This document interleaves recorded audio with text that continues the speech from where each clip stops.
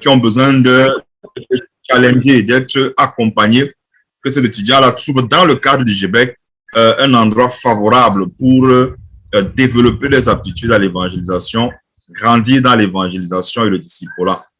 Donc, le commis a été donc mis sur pied à Douala en 2017 dans le cadre du projet GBEC Douala 2020, c'est-à-dire atteindre 50 000 étudiants et 50 000 élèves par l'évangile. Donc, depuis que le commis a été créé, c'est plus de 100, 150, 120 GBCistes universitaires qui ont prêché l'évangile aujourd'hui à plus de 30 000 étudiants dans la ville de Douala, avec beaucoup qui ont intégré, qui ont donné leur vie au Seigneur et beaucoup qui ont intégré les groupes bibliques, parmi lesquels de nombreux GBCistes qui sont connectés ce soir. Donc, les commis online, le but, c'est d'avoir des conférences qui nous parlent de l'œuvre missionnaire, mais qui dépassent largement le simple cadre des formations que vous avez, vous les économistes, généralement les dimanches, tous les 2 ou 3 semaines. Et donc, pour cette année, parce que le GBEC est engagé dans le cadre de beaucoup de projets missionnaires initiés par le secrétaire national, nous avons estimé qu'il fallait que nous parlions de la mission interculturelle et pas mieux que le pasteur Noël Djeyou pour nous parler de ça. Pas parce qu'il est le SN, parce qu'il a vécu la notion de mission interculturelle quand nous étions encore étudiants. Quand il est parti à Bamenda, il y a beaucoup de personnes, par exemple, qui ne savent même pas que Noël a fait, le pasteur Noël, le SN, a vécu à Douala. Il a été l'un des grands encadreurs d'établissement ici. Et pourtant, beaucoup sont convaincus qu'il est originaire du Nord-Ouest, tellement il a épousé la culture dans le cadre de l'œuvre. Et comme vous le savez, pour les communes online, c'est un retour d'expérience qu'on veut. On ne veut pas les théories. Et on s'est dit que pour lui qui a vécu de façon concrète les études universitaires, la mission juste après les études comme GBCiste, la mission comme staff dans le cadre des groupes bibliques, et aujourd'hui mission comme SN dans un contexte qui n'était pas culturellement le sien, il est véritablement la personne appropriée pour nous parler des enjeux de la mission interculturelle. Nous avons donc ce soir avec Communion Online un invité de marque, vraiment quelqu'un qui va nous parler de quelque chose qu'il a vécu et quelqu'un qui va nous parler de quelque chose qu'en tant que SN, il est en train d'organiser. Donc, le pasteur Noël Djeyou est post-GBCiste, c'est le secrétaire national du GBEC. Il est marié. En tant que GBCiste, il est père d'enfant, il va se compléter la présentation. Le pasteur Noël Djeyou est également enseignant au CAC. Le CAC, c'est le Centre africain pour le christianisme contemporain. C'est un centre de formation en Côte d'Ivoire, des groupes bibliques universitaires, ou les GBU, qui forment les chrétiens, mais particulièrement les staffs, les futurs, les staffs nationaux des mouvements nationaux. Voilà. Entre autres, le pasteur Noël est également titulaire de master en théologie. Et véritablement, la mission interculturelle est ce qui nous intéresse. Et il va nous parler de ça tout à l'heure. Donc, merci à vous qui êtes là. Nous allons demander aux économies de se connecter par 2, 3, 4 tracks pour maximiser les datas. Donc, j'espère que la règle a été suivie. Donc, nous sommes heureux, pasteur Noël, de te recevoir. Malheureusement, Landros, qui est le coordonnateur, a des soucis avec sa connexion Internet. Il marche dans toute la MG là-bas, cherchant le bon réseau. Ce n'est pas facile. Donc, Noël, nous te passons la parole pour que tu nous parles de la mission interculturelle. Nous sommes à ton écoute et que Dieu t'utilise pour nous bénir. Amen. Amen. Merci beaucoup. Amen.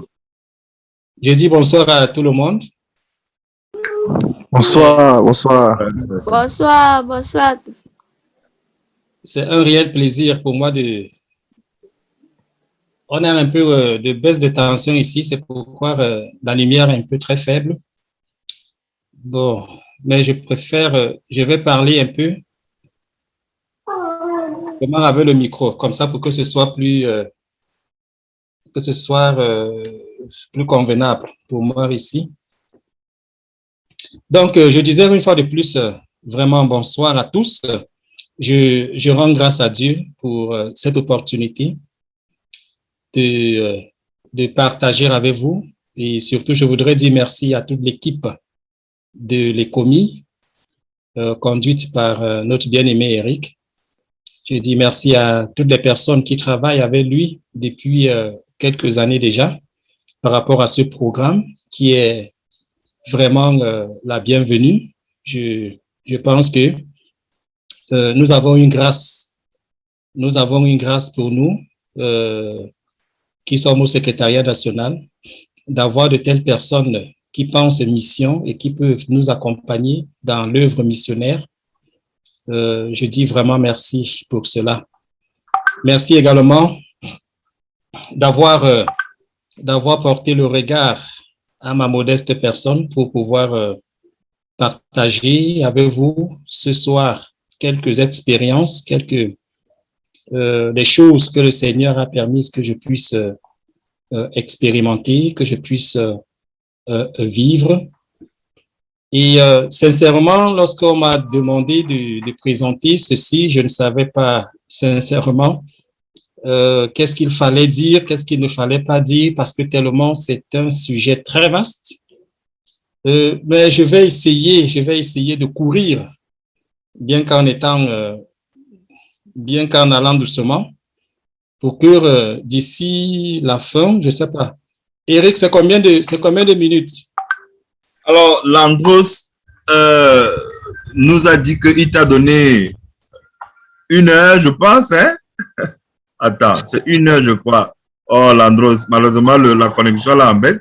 Il a dit SN, 18h10, 19h10. Bon, 18h28, 19h28. 1 heure. Et je crois qu'il y a un temps d'échange qu'il a prévu pour, voilà, pour que tu répondes aux questions et ça te permet d'entrer encore davantage dans certains sujets.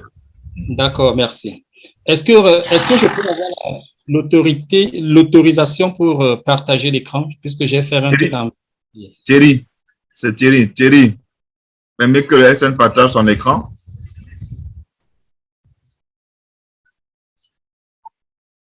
C'est possible, Thierry.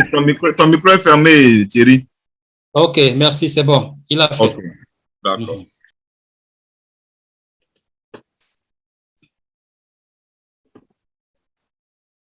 Ok. J'espère que tout le monde peut voir. C'est en train de partager, ça vient.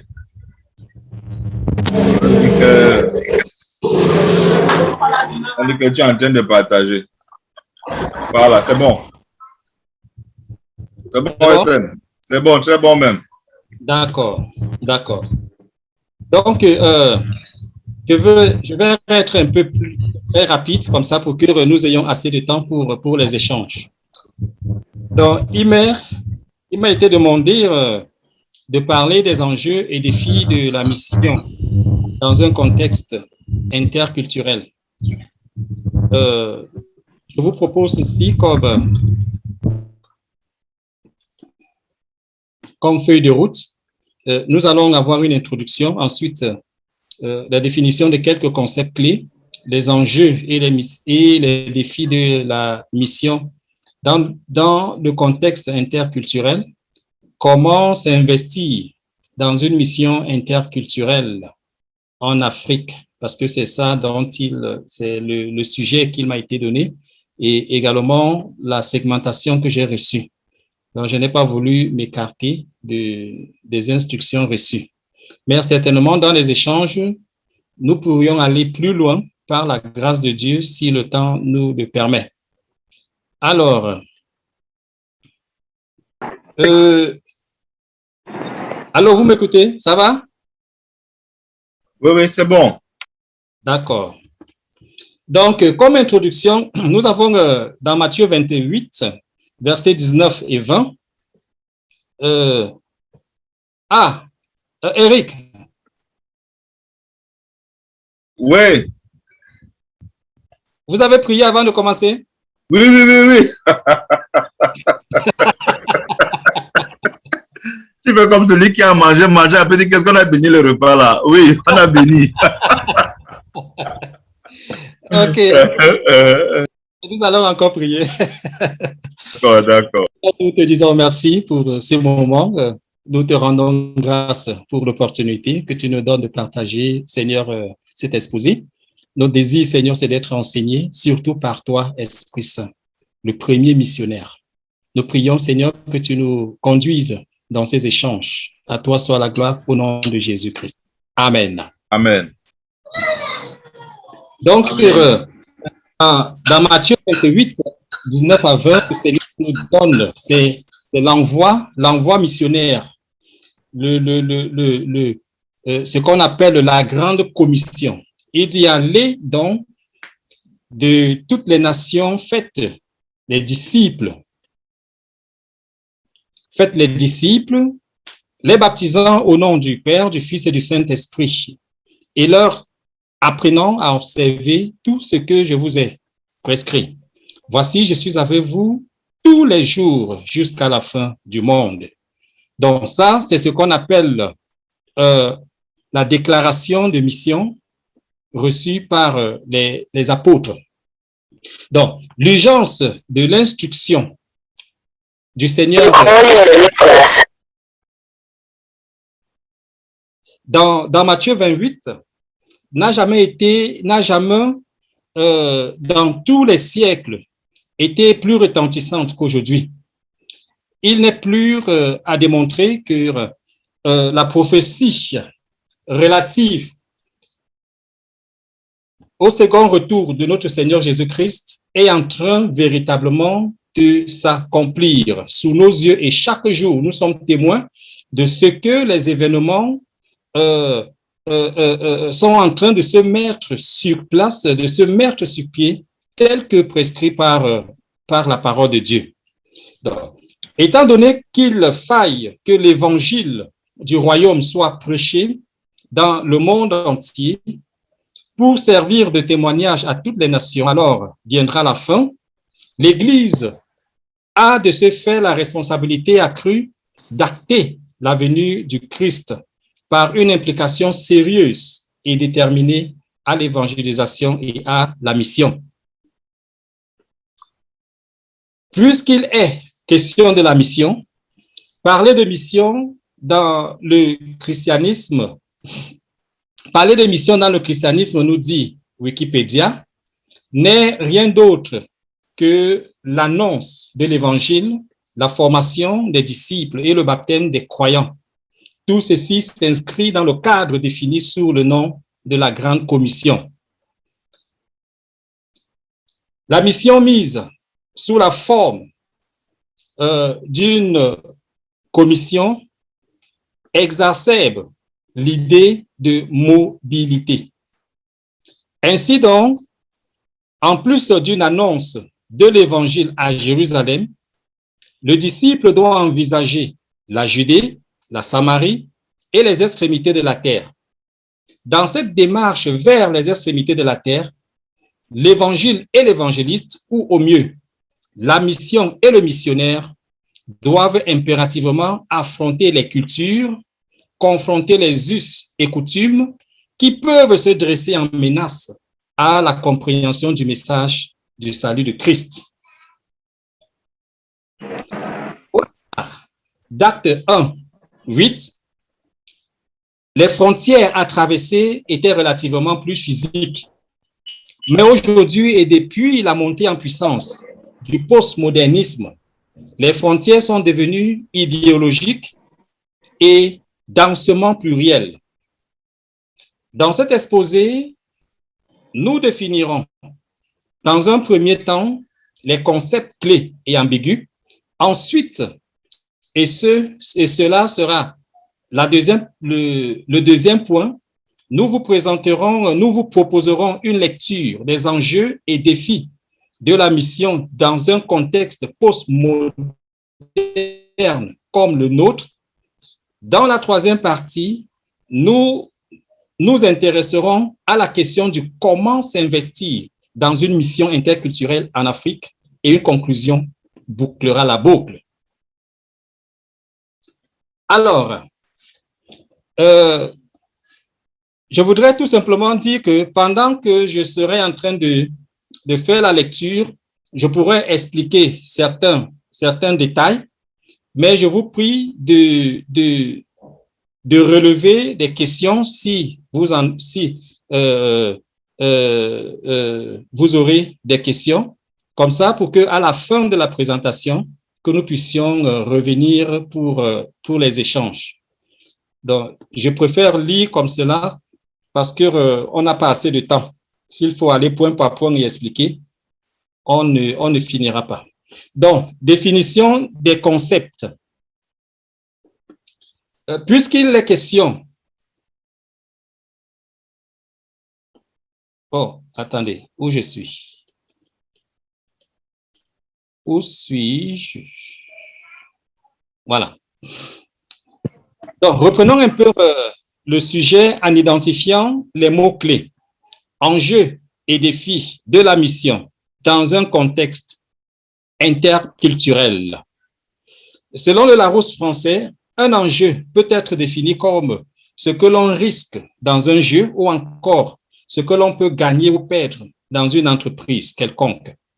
Le défi est une action de provocation à un combat, une sortie, la sortie d'un paradigme précis, etc. La notion de culture, dans un sens large, dans son sens le plus large, est considérée comme l'ensemble, comme un ensemble des traits distincts, spirituels et matériels, intellectuels et affectifs qui caractérisent une société ou un groupe social. Notons d'entrée de jeu que la compréhension du concept de mission a beaucoup évolué, et je dirais beaucoup évolué véritablement. Jusqu'au début du XXe siècle, nous dit Hannes Wilha, professeur associé de missiologie à la faculté libre de théologie évangélique de Witwatersrand. Il nous dit qu'il a essayé de nous expliquer comment le concept de mission a évolué jusqu'ici. Donc, c'était parti en Afrique. Selon lui, la mission avant était une mission qui constituait à se déplacer, c'est-à-dire que quitter l'Europe pour aller vers, et plus précisément vers l'Afrique, pour aller au loin, pour annoncer l'évangile à ceux qui ne l'avaient pas encore entendu. Donc, on distinguait l'évangélisation auprès et la mission au loin. Donc, selon lui, dans ses écrits, il dit l'évangélisation peut être comprise comme une activité que l'on fait autour de soi. Pourtant, la mission est comprise comme une activité qu'on fait au loin, c'est-à-dire qu'on quitte d'un point A pour aller vers un point B. Et c'était la définition géographique de la mission. Donc, au départ, l'on avait la définition géographique de la mission. C'est pourquoi, lorsque Jésus dit allez dans tout le monde entier, faites de toutes les nations des disciples, une fois dit comme ça, on a directement une définition géographique de la mission. Quitter d'un point A vers un point B. Alors,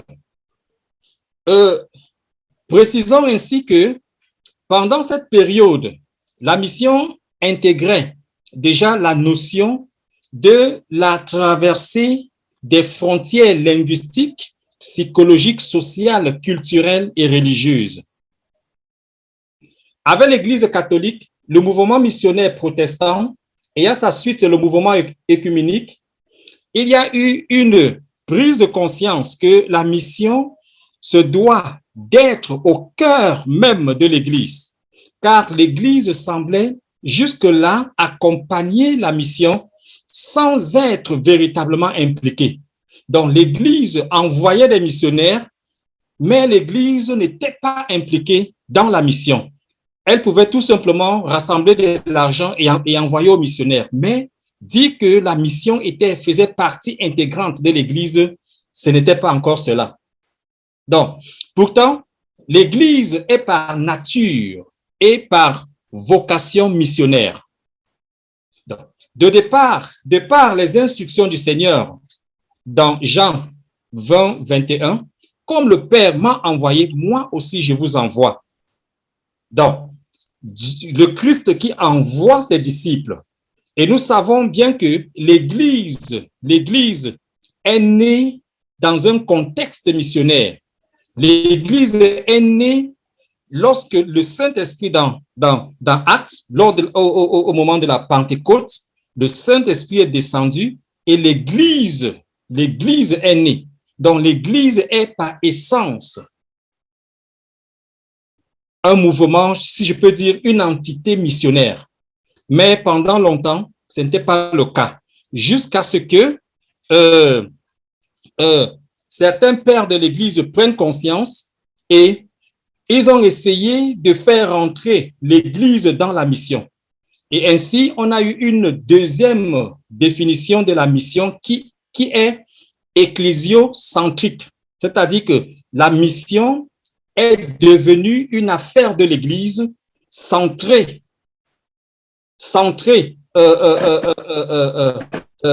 Comment je vais dire ça? L'Église s'est retrouvée en train d'accompagner cette fois-ci les missionnaires. Mais ce n'était pas encore véritablement cela. Après un certain temps, à l'aube des indépendances, après la Deuxième Guerre mondiale, le centre de gravité de la mission, qui était du nord vers le sud, a basculé. La mission est devenue de partout vers partout. Ce qui a modifié fondamentalement la compréhension même de la mission. Et cette fois, il a fallu chercher de nouveaux fondements pour la mission. Et l'on l'a trouvé dans la personne même de Dieu. Et c'est ainsi que un nouveau mouvement, une nouvelle compréhension de la mission a vu le jour. Cette fois, c'est que on a eu la définition théologique actuelle de la mission. C'est-à-dire, la mission est faite par Dieu en un individu. C'est-à-dire, c'est Dieu qui va en mission. D'où cette fameuse expression, mission de Dieu. Dieu qui va en mission. Ce n'est pas l'Église qui va en mission avec le missionnaire, mais c'est Dieu lui-même qui va en mission avec le missionnaire, ou du moins avec le croyant. Et vous comprendrez que quand on dit croyant, le croyant peut être géographiquement représenté partout. Donc, la mission devient sort d'aller d'un point A vers un point B, mais la mission maintenant se fait un peu partout. Donc, partout vers partout. Parce que c'est le Saint-Esprit qui agit, c'est le Saint-Esprit qui met en mission. Donc, qu'est-ce que l'interculturalité et comment le distinguer des autres concepts semblables tels que multiculturalité et transculturalité? Ça, ce sont des concepts que je me suis dit, c'est bien quand même de donner quelques précisions par rapport à cela, étant donné qu'on a son frère. Quand je dis son frère, c'est l'interculturalité qui est là. Alors, dans un contexte multiculturel, les éléments en présence, c'est-à-dire les hommes, les us et coutumes, etc., proviennent de plusieurs cultures différentes. Alors, ces cultures peuvent être endogènes, c'est-à-dire limitées par une aire, limitées dans une aire géographique, Ça peut être un pays, par exemple, ça peut être une communauté, par exemple, ou alors exogène, c'est-à-dire faisant intervenir d'autres cultures dites étrangères ou occidentales, etc.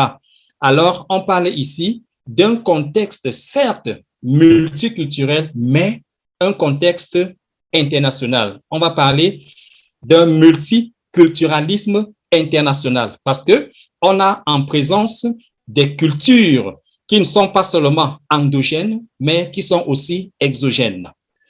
Nous avons également, et pour illustrer ça, vous avez par exemple le schéma là, vous avez 4 cultures qui se retrouvent dans un cadre général.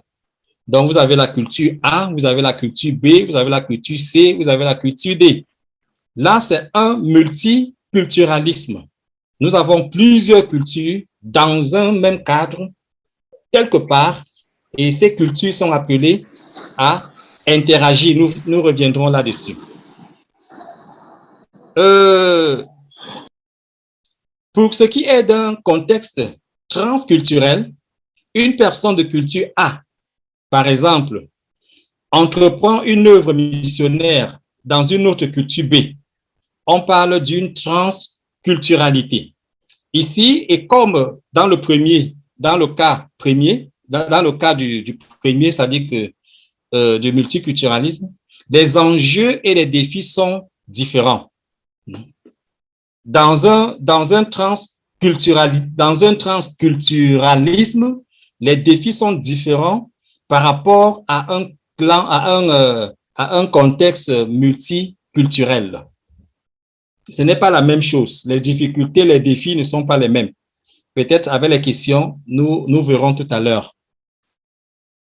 Alors ici, nous voyons bien que A se déplace pour aller à B.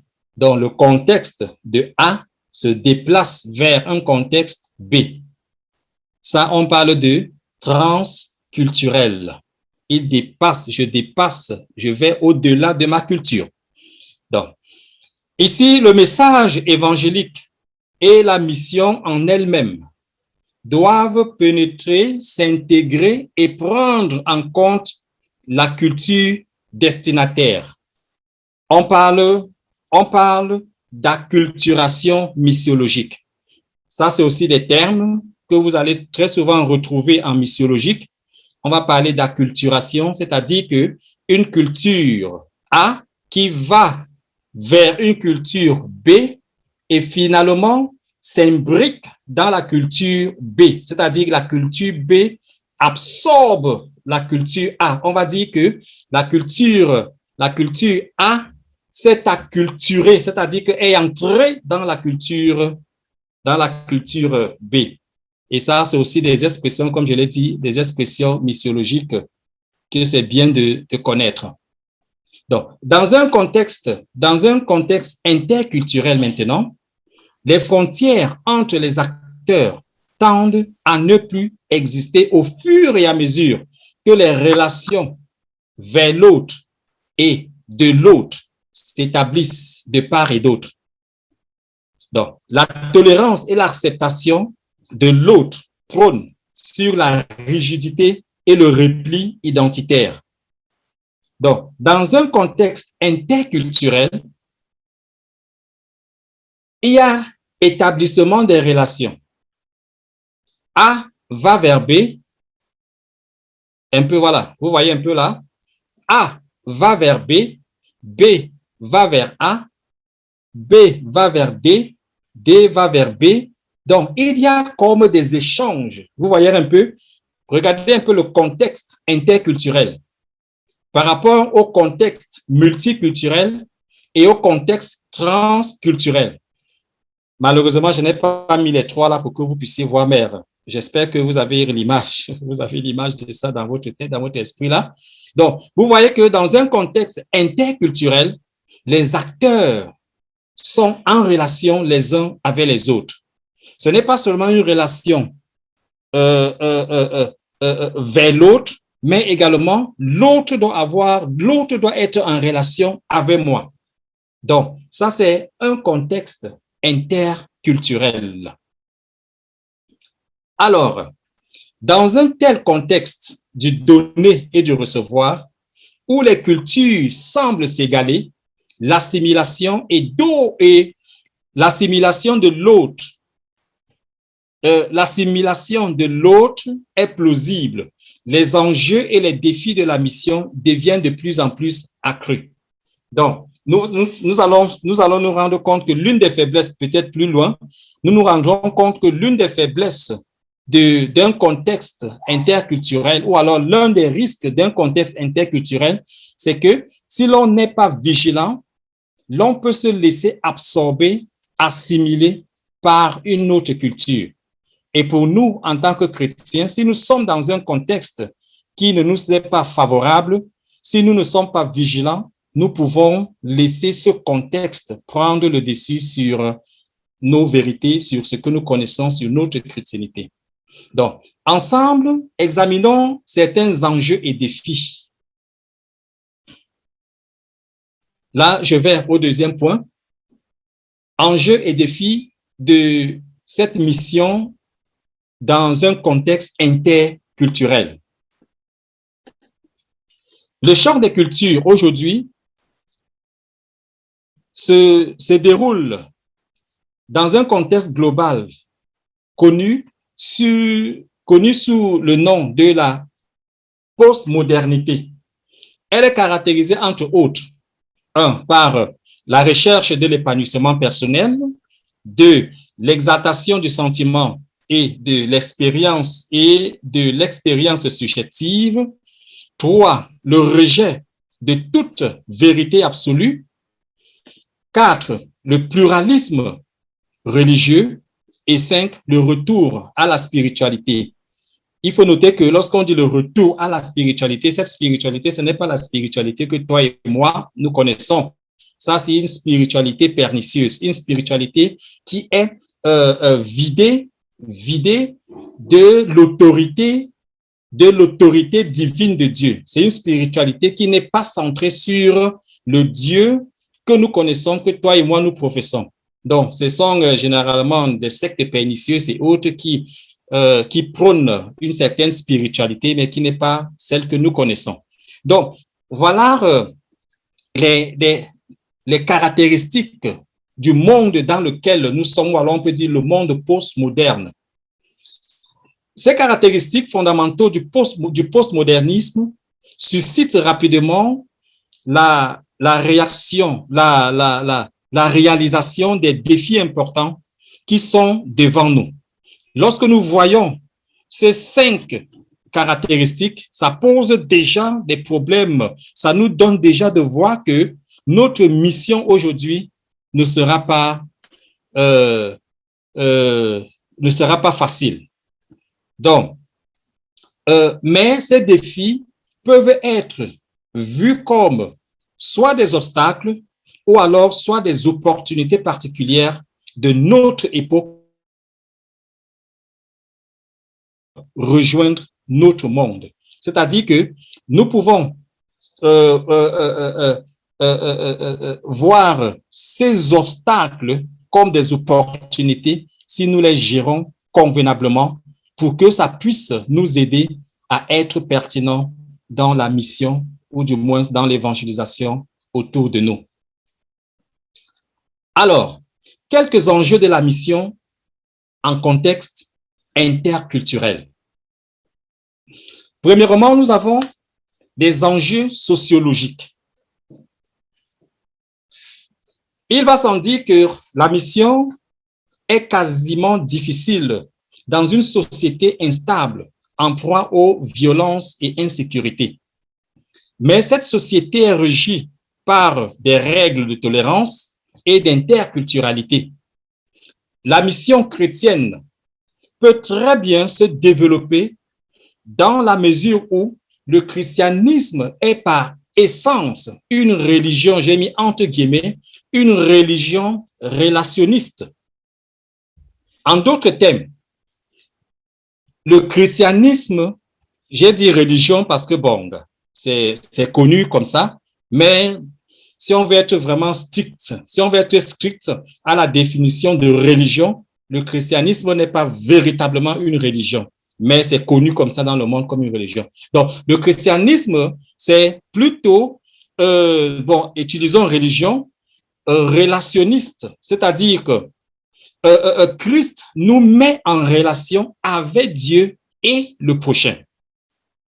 Si vous vous rappelez, la parole de Dieu nous dit, Jésus a dit, tu aimeras le prochain, tu aimeras le Seigneur ton Dieu de tout ton cœur, de toute ton âme, de tout ton esprit, et tu aimeras le prochain comme toi-même. Ça, c'est le résumé de la loi et des prophètes. Donc, vous voyez que le christianisme est une religion relationniste.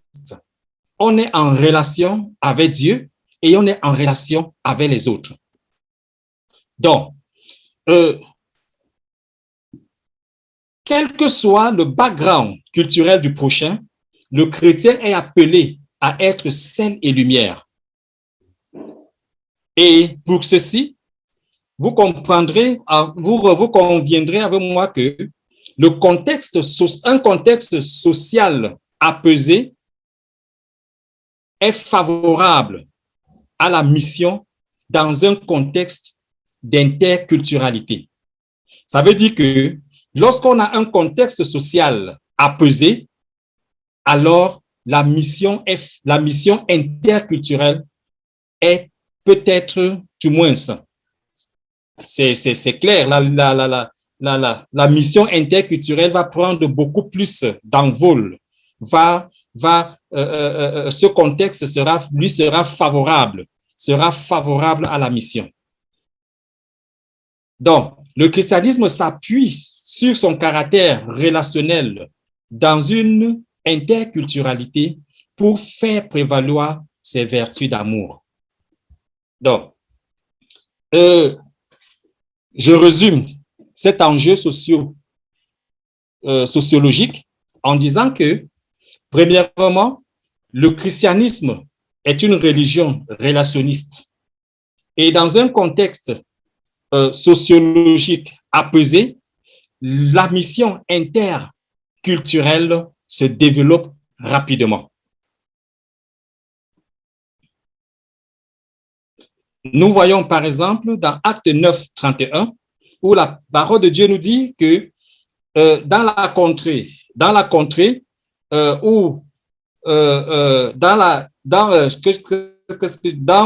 dans toute la Judée, la Samarie, la Galilée, l'Église jouissait alors de la paix.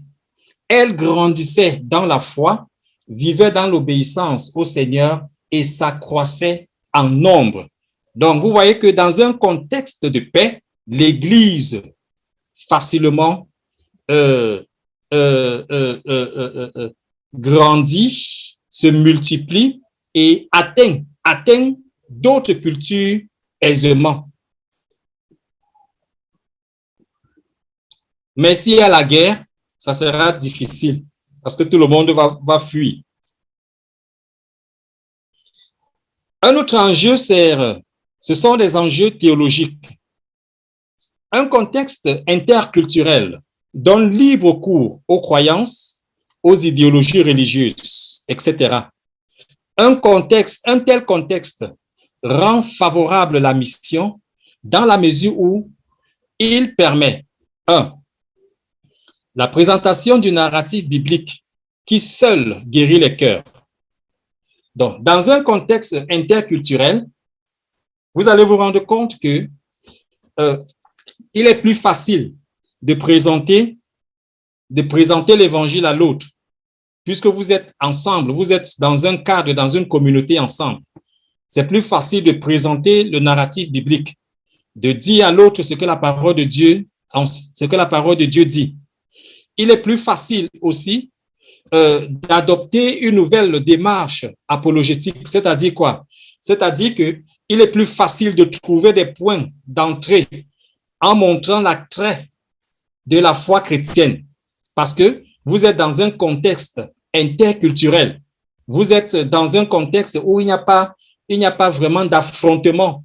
Il n'y a pas de guerre, de lutte ouverte.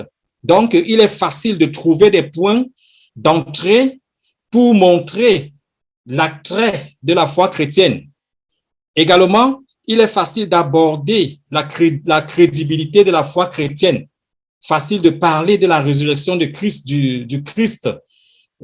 Et également, il est facile d'attaquer les incohérences de la logique postmoderne. Parce que nous sommes dans un contexte interculturel, il est facile de débattre des incohérences dans la logique postmoderne. Par exemple, l'homosexualité et l'adoption des enfants. On prône l'homosexualité, l'homme se marie avec l'homme, le lesbianisme, la femme se marie avec la femme, mais en même temps, on veut que la population se développe, on veut que la population grandisse.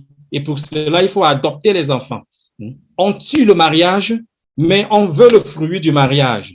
Ça, c'est une contradiction. On a également la pratique des mères porteuses, etc. On tue le mariage, on ne veut pas qu'il y ait mariage hétérosexuel, mais en même temps, on veut le fruit.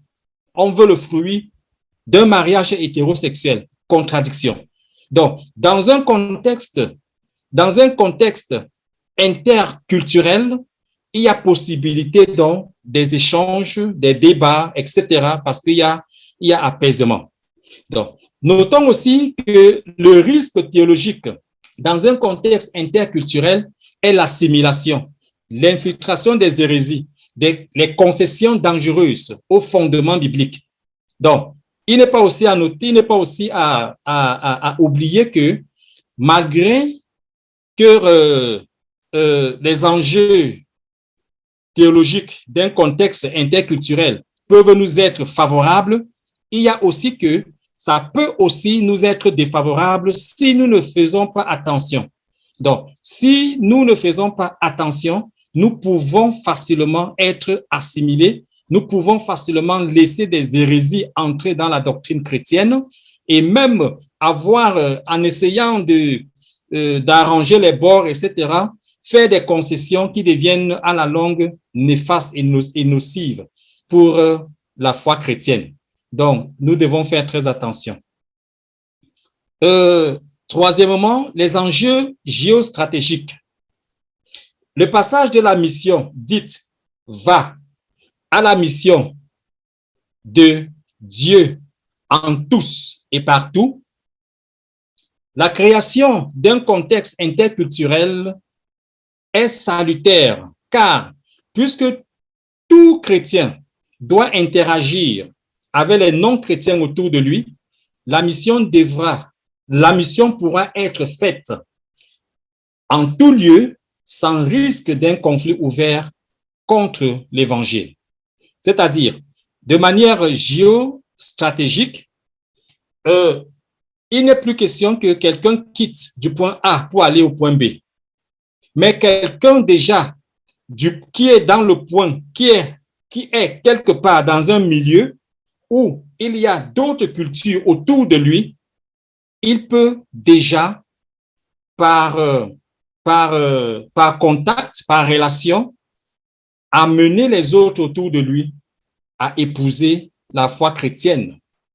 Et si nous sommes nombreux c'est-à-dire que nous sommes nombreux, dissimulés un peu partout dans le territoire, sur le territoire camerounais, nous sommes un peu partout.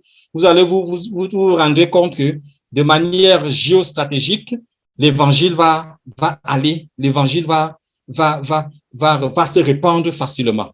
Et dans Acte 8, 4, on dit, les croyants qui s'étaient dispersés parcouraient le pays en proclamant le message de la bonne nouvelle. Donc, ils se sont dispersés, ils se sont répandus dans tout le pays et partout où ils étaient, ils annonçaient l'évangile. Ils faisaient la mission. Ils étaient missionnaires dans d'autres contextes. Et là, c'est un avantage énorme que de se retrouver dans un contexte qui n'est pas le nôtre, dans une culture qui n'est pas la nôtre, et faire le travail missionnaire dans le silence sans que l'évangile soit en conflit ouvert avec d'autres cultures. C'est merveilleux, bien-aimé. Et lorsqu'on l'expérimente, on voit les fruits parce qu'on a le temps de bâtir les vies, on a le temps d'épouser la culture destinataire ou alors la culture haute. On a le temps de connaître un certain nombre de choses et de faire de grandes choses avec le Seigneur. Amen. Amen. Amen. Dernière, Amen. les enjeux économiques, bien aimés. Les enjeux économiques, il est évident qu'avec la récession économique, la mission au loin devient de plus en plus difficile à être financée. Par contre, dans un contexte interculturel, l'évangile se vit quotidiennement pendant que les acteurs, c'est-à-dire les chrétiens, vaguent à leur occupation. Donc, vous voyez que ça devient moins coûteux. L'évangile dans un contexte interculturel devient moins coûteux. Il a été démontré que les laïcs sont la première force de l'expansion de l'évangile. Une telle expansion dans un contexte assurément interculturel porterait plus de fruits que les schémas conventionnels des missions extraculturelles, transculturelles, etc., etc. Donc, être dans une culture, être avec des personnes qui sont de cultures différentes que la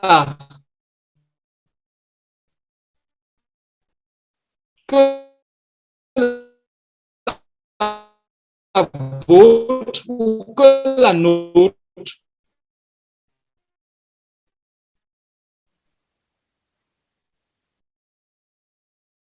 et que nous faisons le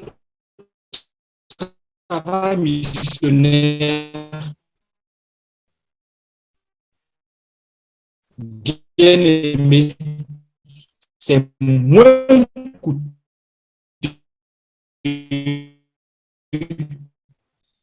et ça porte plus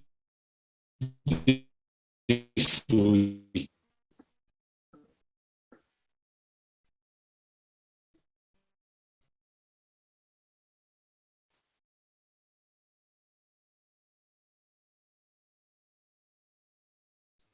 Alors,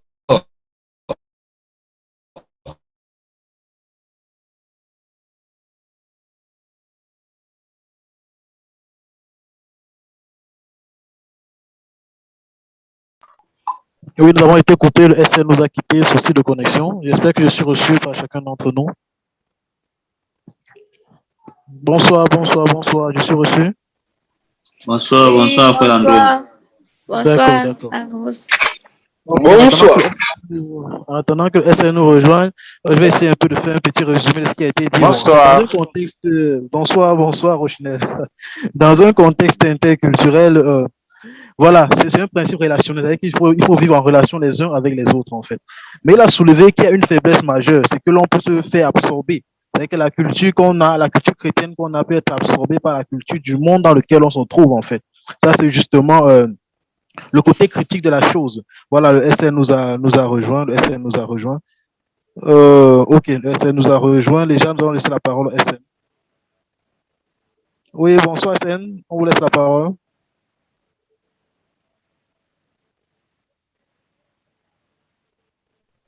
Non, c'est Noé Jacob. Le SN se reconnecte Ah, ok. dans l'autre. Il a de se reconnecter. Ok. Voilà, comme je disais justement, la faiblesse justement de la mission dans un contexte interculturel, c'est que l'on peut se laisser facilement absorber par l'autre culture en fait. C'est qu'il est important pour nous les chrétiens justement d'avoir des valeurs sur lesquelles nous sommes fondés, des valeurs chrétiennes sur lesquelles nous sommes fondés, des caractéristiques et des fruits de l'esprit sur lesquels nous reposons afin de faire la différence justement dans le milieu dans lequel nous nous trouvons. Ok. Maintenant, il y a les caractéristiques dans le monde dans lequel nous nous trouvons. J'ai relevé d'ailleurs deux caractéristiques principales, justement, le pluralisme religieux. qui fait en sorte que beaucoup de pays, il y a autant de religions comme on le trouve aujourd'hui, le bouddhisme, Dieu, la mer et tout ce qui peut aller avec, et le retour à la spiritualité. Parce que le monde, l'homme en lui-même, dans son essence, a besoin de Dieu. Et dans sa quête de Dieu, alors, il retourne vers la spiritualité. Il se tourne certainement vers ce qui lui est offert. Ça veut dire que s'il se tourne quelque part et qu'on lui offre le crâne, alors lui considère ce crâne-là comme Dieu, tant que ça répond aux critères de Dieu dans sa tête, en fait. Voilà. Ok. Voilà. Et justement, il faudrait aussi souligner que dans un contexte de paix, la mission est plus développée. Justement, c'est le cas de Acte 9, justement, où dans la paix, l'Église se multipliait, croissait de jour en jour. La Bible déclare qu'on augmentait un peu plus à chacun, le Seigneur augmentait un peu plus à l'Église de chaque jour. Voilà. En fait, c'est juste pour souligner aussi cet aspect-là. Ok, maintenant, il est aussi à souligner que l'évangile dans un contexte interculturel est moins coûteux. Ça, vraiment, je n'avais pas vu cet angle-là venir. C'est vraiment nouveau. C'est vrai que l'ayant détaillé, vraiment, c'est vraiment plus facile à comprendre, en fait. Et quelquefois, on peut se plaindre de l'argent pour la mission, mais au fond, c'est que le Seigneur a disposé dans ce temps-ci, justement, l'occasion de pouvoir apporter à bien la mission sans tenir compte de la crise économique dans laquelle nous sommes. Le Covid a eu sa part, on ne sait pas ce que l'Ukraine va apporter, la guerre en Ukraine va apporter au monde. Il y a autant de choses. Mais le Seigneur, justement, dans sa grâce, dispose le moyen et l'atout, qui est le contexte interculturel, pour pouvoir facilement faire partager l'évangile, facilement faire accroître l'évangile, sans tenir compte du besoin financier et du pouvoir financier. Voilà.